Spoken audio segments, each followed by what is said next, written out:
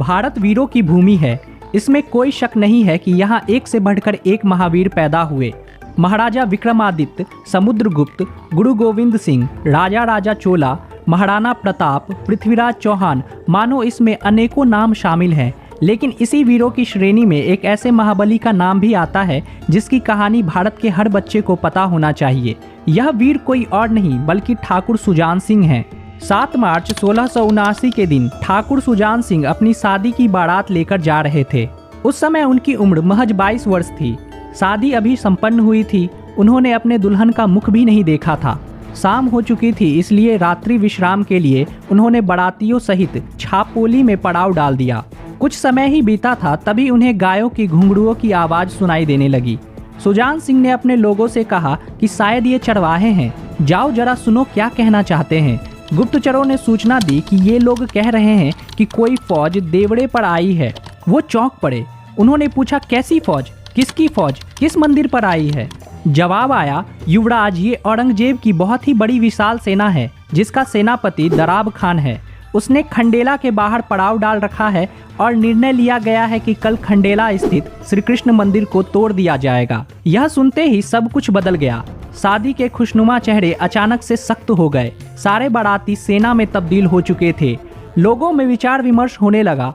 तभी उन्हें पता चला कि उनके पास सिर्फ 70 सेनानी हैं। तभी आसपास के गांव से आदमियों को इकट्ठा किया गया।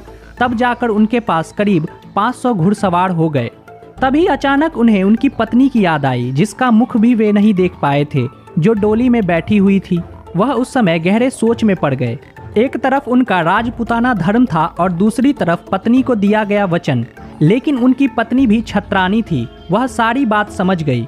उन्होंने इशारों से ठाकुर जी को अपने पास बुलाया। उनके मुख पे प्रसन्नता का भाव था और वह उन्हें अपना कर्तव्य निभाने को कह रही थी। सुजान सिंह ने भी अपनी पत्नी को प्रणाम किया और कहाड़ों और नाई को डोली सुरक्षित अपने राज्य भेज देने का आदेश दे दिया और खुद खंडेला को घेरकर उसकी रखवाली करने लगे।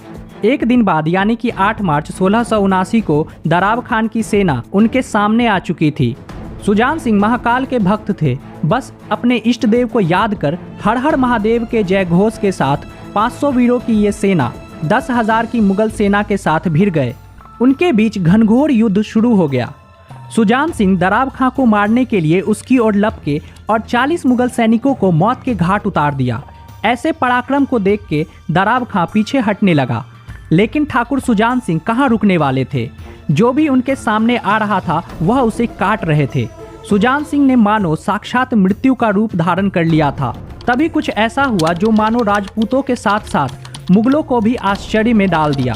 कुछ लोगों की नज़र सुजान सिंह पे पड़ी। उनके शरीर पर सिर ही नहीं था। मानो सुजान सिंह कब के मोक्ष को प्राप्त हो चुके हैं। ये जो मैदान पर युद्ध लड़ रहे हैं वो खुद महाकाल हैं। अब दराब खां मारा जा चुका था। मुगल सेना भाग रही थी, लेकिन सुजान सिंह अभी भी घोड़े पे सवार मुगलों का संहार कर रहे थे। उस युद्ध भूमि में मृत्यु का ऐसा तांडव हुआ जिसका अंदाजा इसी बात से लगाया जा सकता है कि मुगलों की 7,000 सेना सुजान सिंह के हाथों मारी जा चुकी थी। जब मुगल सेना भाग रही थी तब सुजान सिंह का शरीर मंदिर की तरफ चल दिया। इतिहासकार कहते हैं कि देखने वालों ने सुजान सिंह के शरीर से दिव्य प्रकाश का तेज निकलते देखा। यह देखकर उनके अपने लोग भी डर गए और सबों ने एक साथ श्री कृष्ण की वंदना गाने लगे। घोड़े से नीचे उतरने के बाद सुजान सिंह का शरीर मंदिर की प्रतिमा के सामने जाकर गिर गया और यहाँ एक सूरवीर योद्धा का अंत हो गया। माँ भारती के इस सूरवीर योद्धा को आज पूरा भारत नमन करता है करोड़ों सूर्य लेकिन सूर्य हैं बस नाम के, जो न दे हमको उजाला वह भला किस काम के। रात भर जलता रहे उस दीप को दीजिए दुआ, सूर्य से वह श्रेष्ठ है सूक्ष्म है तो क्या हुआ। वक्त आने पर मिला ले हाथ जो अंधियार से, संबंध उनका कुछ नहीं है सूर्य के परिवार से।